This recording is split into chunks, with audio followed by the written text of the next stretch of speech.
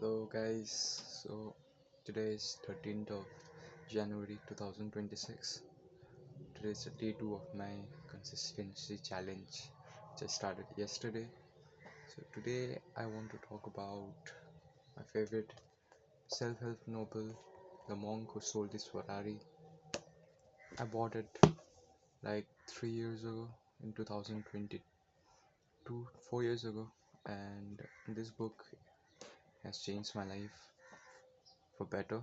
And this is basically a self-help book where the author of this book is Robin Sharma, and it is a philosophical book. What I've learned from this, there are 7 virtues discussed in this book.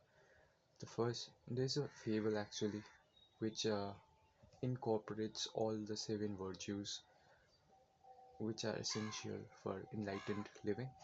So let me tell you a story first, and all the elements that it signifies along the way. First of all, there is a beautiful, magnificent garden which represents mind. So, magnificent garden represents mind. It means you should nourish your mind, you should take care of your mind, you should not let any negative thoughts cross across your mind. You should always think positive and always be optimistic about life. And that's the nourishing, that's the magnificent garden. And in this magnificent garden there is a tower, there's a long tower which represents we should have purpose. It represents purpose, it represents we should live with purpose. So yeah, purpose, tower represents purpose. Everyone everyone should believe that we have purpose in our life, potential to fulfill, to succeed in life, potential to fulfill. That's our purpose. Our purpose of life is to life is life of purpose. A purpose of life is a life of purpose, and that's the proverb there. And from the tower comes a sumo wrestler. A sumo wrestler here represents kaizen. Kaizen is a Japanese term which represents to uh, to be better every single day, to make 1% improvement every single day. So it's like the concept is like of Atomic Habits, which is another favorite book of mine. So yeah, 100 Kaizen means 1% improvement every single day. So that's what sumo wrestler represent. And sumo wrestler wears this pink white cable, which represents that which represents self-discipline.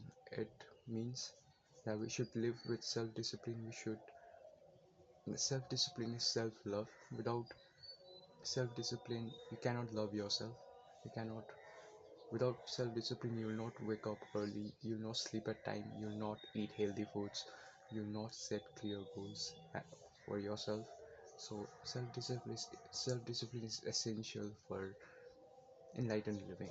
So that's what pink white cable represents. After that, there's a time watch upon which a sumo wrestler steps on it and he fails and he gets unconscious. He Yes, and that's the time watch. It represents that we should respect our time. Time is the non-renewable source of energy. It's a non-renewable resource, so we must respect our time. We should not waste our time.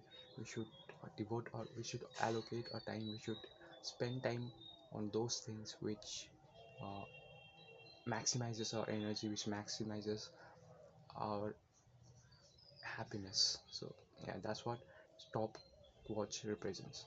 After that, sumo wrestler who is unconscious on the ground, wakes up.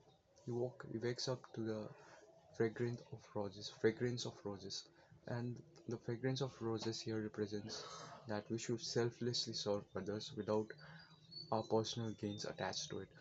We should selflessly serve. That's what fragrance roses represent. After waking up, Sumo Lester sees a path which is full of diamonds. is a path which is completely filled with diamonds. So he walks there, he completely walks in that path. So here, what does the path of diamond represents? Here it represents to live in the present moment, which is the most important thing in life, I guess. To live in the present moment, to be aware of the present moment. We often tend to live in past or in future. So what we must do is to live in the present moment fully, to embrace it as it is, to be grateful for whatever we have in our life. So this book, Monk Who Sold His Ferrari, talk about all this seven virtues of life that I talked about, and that's why this book is my favorite philosophical book. Definitely, I read it. I've already read it like many times, 10 times at least, and I just keep reading whenever I need motivation or when I'm feeling low. This book is my pillar. This book is what I go back to, and it never fails to uh, motivate me. It never fails to enlighten me. So yeah, this is a great book. You should read it as well. Thank you. I'll see you tomorrow on day 3. Okay. Bye.